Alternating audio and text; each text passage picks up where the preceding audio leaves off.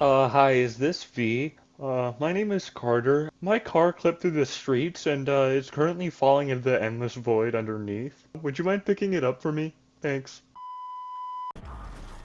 I relate to Cyberpunk 2077 in a personal way. When we started off, we were both extremely ugly. But then as we got older, we had a glow up and we got much more handsome. Not traditionally handsome, but the kind of handsome where you do what you can and make the best of what you got, and someone might see you and be like, yeah, he's a pretty good looking guy. Cyberpunk might be an uglier duckling than I am, though. My parents were hyped and only had to wait for 9 months. Meanwhile, Cyberpunk was announced and dropped their title card in 2012 and was released in 2020. So after about 8 years of waiting and being promised an adventure through Night City with the stunning Keanu Reeves, we got this.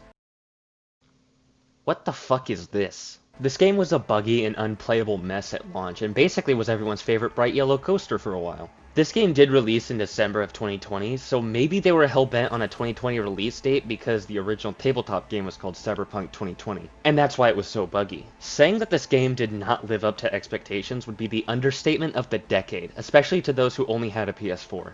Now for me, I was excited. In May, 7 months before the game's release, I bought the McFarlane Toys Johnny Silverhand and set it up on my desk. When the game finally came out, I bought the Ultimate Edition that came with Night City postcards and a samurai necklace similar to The Witcher's. The case came with a sleeve. Needless to say, I was pumped. Then when I finally got it, I put in the download disc, waited hours, then put in the primary disc and tried to play Cyberpunk 2077 on my PS4 Slim. Let me reiterate, I tried to play Cyberpunk 2077 on my PlayStation 4 Slim. As I'm sure you've guessed, it ran like utter dog shit and was borderline unplayable. Right before the big heist that concludes Act 1, the game crashed for about the 13th time. That's when I put down my controller and said, okay, this game is not playable on PlayStation 4. The PS5 came out like a month ago. I'll play this when I can finally get one. Finally, in February of 2021, I was able to beat those Vulture scalpers to the punch and secure a console, and I finally got to experience a more complete Cyberpunk 2077. A lot happened between December and February, though, believe me. CD Projekt Red released an apology JPEG, fans were outraged, the game was review bombed, which I don't approve of but understand in this case, and the game was pulled off of the PlayStation Store. I had never seen that happen before. I will give credit where credit is due, though, and say that CD Projekt Red absolutely did the right thing and much more. They apologized, took the game off the store, and issued refunds to anyone who asked. And then they really won me over by going above and beyond by not only fixing the game with several updates, but by releasing a roadmap showing exactly when parts of the game would be fixed and how they would do it. This wasn't some Gollum situation of we fucked up, we don't really care, this game has no potential, here's a JPEG. Because unlike a few gaming companies, CD Projekt Red actually cares about their fan base and the products they release. On top of that, after the release of Cyberpunk Edgerunners, they updated the game to have a bonus side quest about the main character of the Edgerunners show. So 3 years later, now that Cyberpunk is more polished, let's look back on this game and give it a proper review. Starting with performance, it can still be a problem sometimes. Playing this on the PS5, I clipped through the street and fell into the void under the map once. T-posing models happened about 11 times, and the game crashed about 6. All of this over the course of 70 hours of getting the Platinum Trophy. Now that is a massive improvement to what the game was before, and I appreciate that greatly. But regardless, games should not perform like this. Cyberpunk also has an issue with loading graphics and proper placement and collision detection. Regularly throughout the game, models would be this gross, sludgy brown or grayish color until I got closer, and then the graphics would finally load. Obviously, this is fine when you get the timing right. When I'm so far away I can't see any detail, go ahead and don't load all the graphics. Don't show every detail, that's totally fine. It helps the game run better. But when I start to get close enough to actually see what the object is supposed to look like and notice the detail, the proper graphics should already be rendered. I think this only happened twice, but I was driving through the streets of Night City and would hit a car like a ramp. Why would I do this? Because the car I hit like a ramp was literally sticking out of the ground, clipping through the street at a slanted angle. And regularly, I'd be leaving Night City and either entering the Badlands or the landfill areas, and grass and plant life would be growing out of the asphalt. Not out of the cracks in the asphalt, literally clipping through. That is until I got close enough, sometimes running over the plants, and the game would realize, oh, this isn't supposed to be here, and they disappear. All of these problems are irritating and can break immersion, especially if your favorite aspect of Cyberpunk is the open world.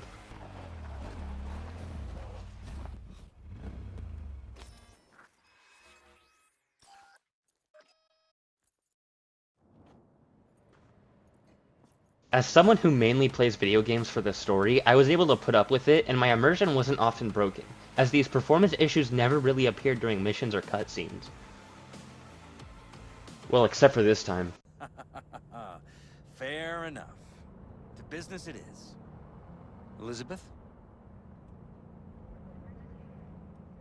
But the majority of the problems I faced were in between missions, after one and on my way to another, while I was digesting where the story went and is going. Before I talk about the story and characters and get into the spoilers, I'm going to talk about gameplay, including mechanics such as gunplay and hacking, as well as how the game is as an RPG. I feel that one of the areas where Cyberpunk really shines is combat.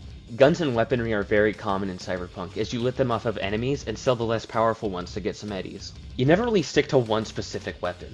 Maybe one type, such as in my case where I'm partial to Ajaxes and M2038 tacticians, but you should always sell your less powerful guns in each category. The exception to this is legendary and iconic weapons, such as Johnny Silverhand's hand cannon. This has gotten a lot of criticism as it practically negates the upgrade system for weaponry unless what you're upgrading or crafting is a legendary weapon. I definitely understand why people dislike this mechanic, and I agree that it is a bad mechanic, but I enjoy this weapon economy, as it immersed me further into the world. And I honestly didn't really mind this form of progression.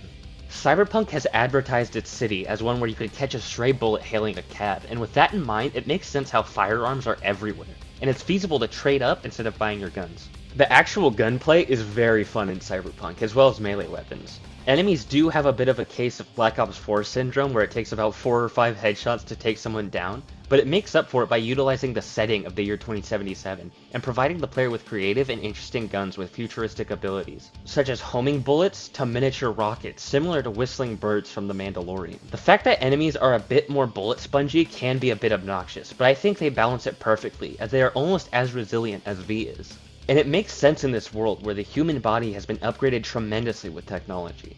And with everyone's body being cybernetically upgraded, CDPR added quick hacking, a feature in which you can hack terminals, environmental electronics, and even adversaries to your advantage. This system is excellently worked out so that you can distract and debuff enemies with more power and efficiency as you progress and upgrade. It isn't unfair either. The RAM limit is a smart way to make it so quick hacking isn't the win button.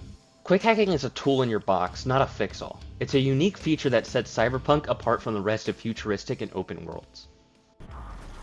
I know I'm probably going to get a lot of heat for saying this, but let me just explain myself, hear me out. When I finished Cyberpunk for the first time and credits rolled, I realized that Cyberpunk 2077 is my favorite RPG of all time, and the reason why is because it's barely an RPG.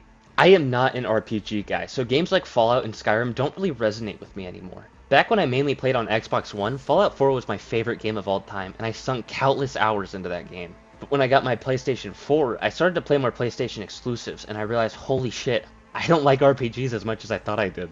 I prefer games that have some slight RPG elements, and I'm not a self-insert. I like games where I'm playing as a set character with set traits, and I have some say in the main character's actions. And I would definitely say that mostly applies to V in Cyberpunk. V is set in being a cool, suave, and tough-as-nails fighter, and their dialogue always matches that. You can start off as either a nomad, street kid, or a corpo rat, but this doesn't affect who V is really. It just affects what V knows and specializes in, not in gameplay, but in personality. The dialogue options you pick in this game don't really dictate who V is. It's always yellow advances the story, blue is background information, and sometimes your background lets you ask questions that provide specific background information. And even when there are multiple yellow options, they don't change who V is, no matter which one you pick. It always fits their established character. The only changes dialogue options make are how certain quests end, but again, that doesn't give the player much agency to be themselves and have V be their self-insert. The dialogue you pick never really makes V more of an asshole or a hero or a rogue or a legend. Every dialogue choice fits what V already is, and not who you want them to be. Personally, I'm very happy they went this route, as it provides a more cemented experience, and I prefer when stories have a unique main character that isn't just me. I can definitely understand why people who are RPG fans and wanted a futuristic RPG would be very disappointed. Regardless, I find this very interesting, as there is a default character on the cover, but you have an extensive character customizer. Usually games with the main character's face on the cover only let you customize things like outfits, hair, and facial hair. And on the opposite side, games with character customizers as extensive as Cyberpunk's usually refrain from putting an established base main character on the cover. Funnily enough, this game is lacking an RPG element that I really like in video games that does annoy me. The RPG element it's lacking is that you really need to upgrade one specific trait, which is your body trait. I once tried replaying this game as mainly a quick hacker, and while it's fine for some scenarios, certain quests like Beat on the Brat really negate player choice in who you want to be. You can't finish Beat on the Brat with quick hacks. You absolutely need to use strength and hand-to-hand combat.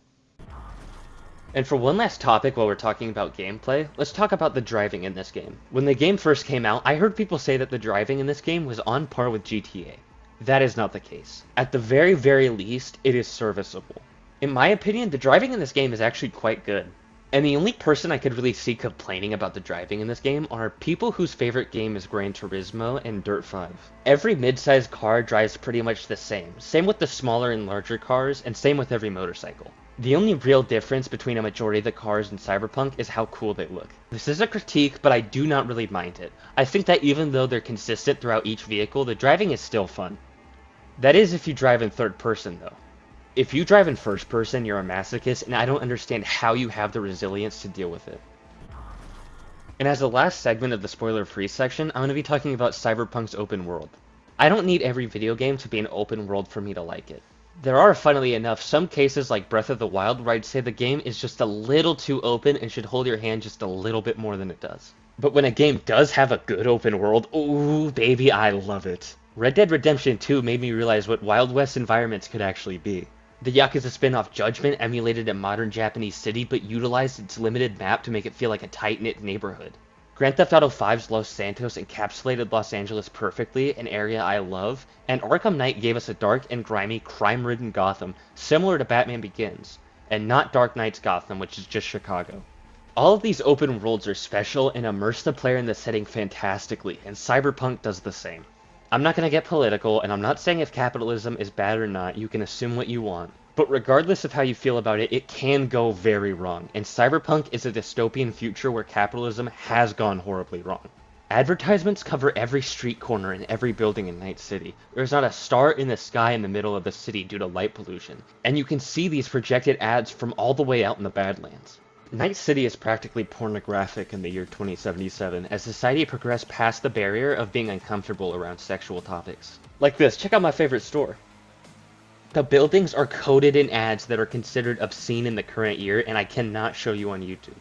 If your parents walking in during GTA loading screens make you uncomfortable, never play this game when you're not alone.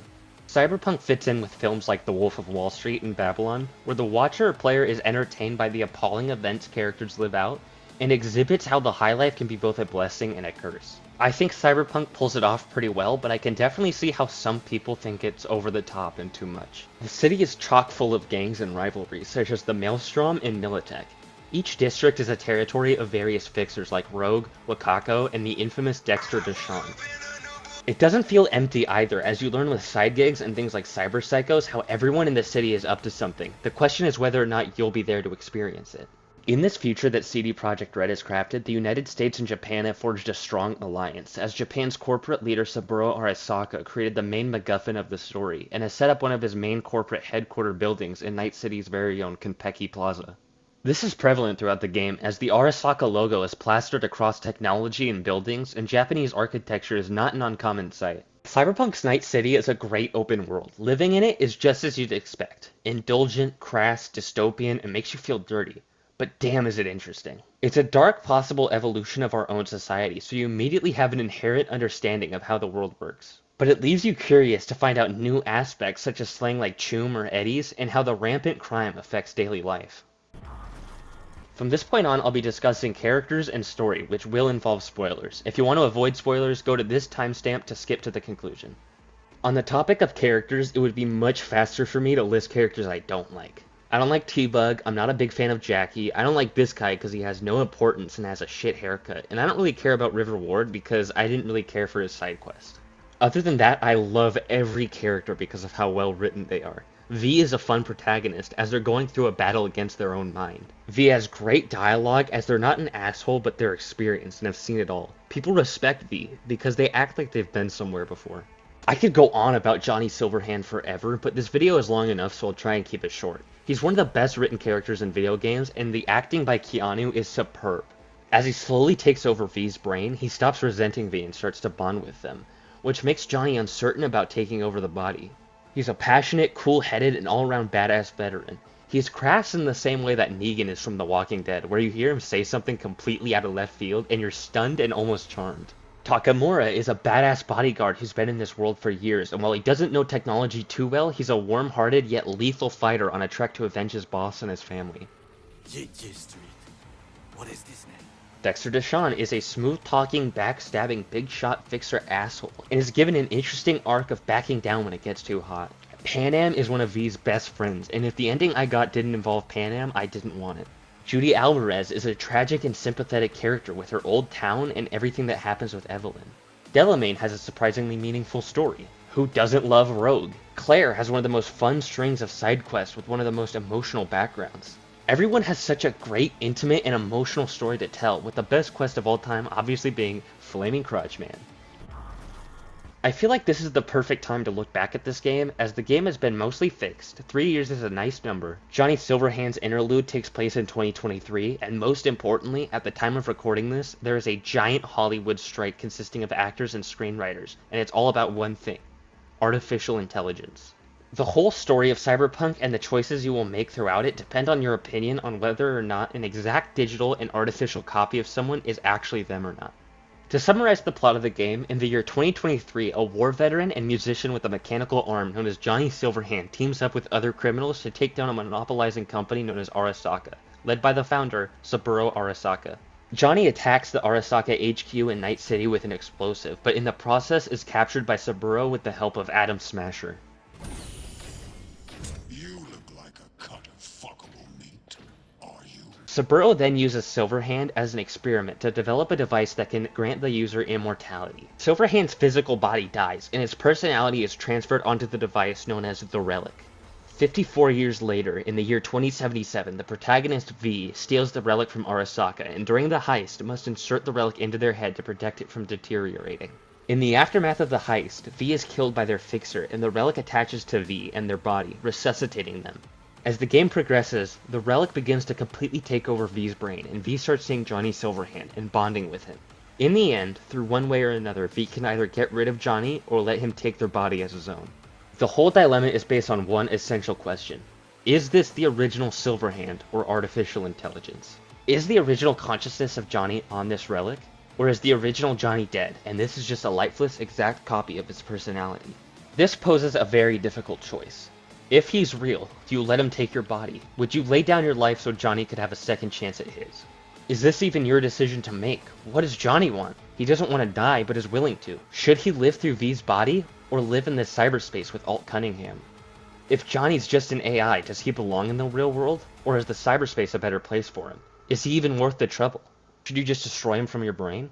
The question of whether or not this was the real Johnny was one I never thought I'd get a conclusion to. Fortunately, we have an answer. I needed help understanding whether or not this was the real Johnny, so I turned to the Cyberpunk game subreddit for help, where I got 2 answers from some very helpful fans of the franchise. I posed this question as an analogy, where Johnny's consciousness is a computer file and the Relic is a flash drive. Did they move the file onto the flash drive, or make an exact copy, which is exactly the same, and move the copy to the flash drive? This is where I got a very straightforward and factual answer from user Ann Dill, sorry if I mispronounced that, which I greatly appreciated. In this, they pointed out that the Relic is absolutely a clone and definitely not the original consciousness of Johnny, as Saburo Arasaka had a relic of himself made before he visited Yorinobu and was murdered by him. Since his consciousness can only be in one entity at a time, the Relic is most definitely just cloning the personality. To put it in the frame of the analogy, they are copying the file and putting the copy into the flash drive. I was very grateful to get a definitive answer from this person, but I was also very disappointed. I have a lot of empathy for Johnny, and that means he's dead. And if this is just a copy of Silverhand, then why would I ever give it my body? And again, sorry if I mispronounced this, but then a user named Satek Hazen replied and gave me a more emotional response that fits in and expands upon what user Andil said. They pointed out that while this is not the original Johnny and is just a replica, he is still just as human as the rest of us. His reactions are dictated by the original person, but his emotions are not. He feels like the rest of us do. He still feels love for Rogue, he feels nostalgia for his old band, and he misses Carrie, and you can be damn sure he still hates Arasaka. It's like the monk said, if it can suffer, it's a person. I greatly appreciate this response as it gave me a new outlook on the situation. as I'm no longer asking, why would I give this AI my body? I'm now asking, does this new human being belong in cyberspace with Alt Cunningham, or do I give up my life so that this human can live? Are the planted memories that Johnny has enough, or has he truly lived? I really love the story of this game, as it is very philosophical, and while there is a bad ending, it's not as black and white as a lot of other games that give you a choice for the ending. A new Johnny has been immortalized, and it's your choice to either let Johnny take V's body and live on through the technology of the company he calls his enemy, or let V stay, and choose how they're going to deal with fixing this relic. This cutscene with one of the rogue Delamain cars best shows why we shouldn't look at the Johnny in our heads or a robot taxi as just a program, and we should look at them as a person. Listen, from suicide, ain't no coming back. It's always worth looking for a better way. You patronize me because I'm a car. I'm not like you. Hey, a body's just a body. You exist. You think, the world gets you down. Don't see how we're any different. Overall, Cyberpunk is a clunky and messy game that can be a chore for some, but if you stand your ground and push through, you'll find a diamond in the rough, as this game has beautifully crafted stories, open world, and some of the best characters you've seen in video games. In its current state, whether or not you're a big fan of RPGs, I definitely recommend everyone at least try this game. The jokes and memes about how shitty this game is can be funny and are absolutely deserved, but they unfortunately overshadow just how many good qualities this game has. So after everything I've said, and if you can, just try the game out for a few hours, get past Act 1, and see what you like about it, and form your own opinion. You'll only know if it's underrated or not if you try it for yourself. Thank you guys so much for watching all the way through. I really hope you like this video. If you do, I would really appreciate it if you would leave a like and subscribe. It really helps me out more than you know. Leave a comment and let me know what you thought about Cyberpunk. I always try my hardest to reply to all my comments, and I really like to discuss it with you guys. And with that, I hope to see you guys in the next video.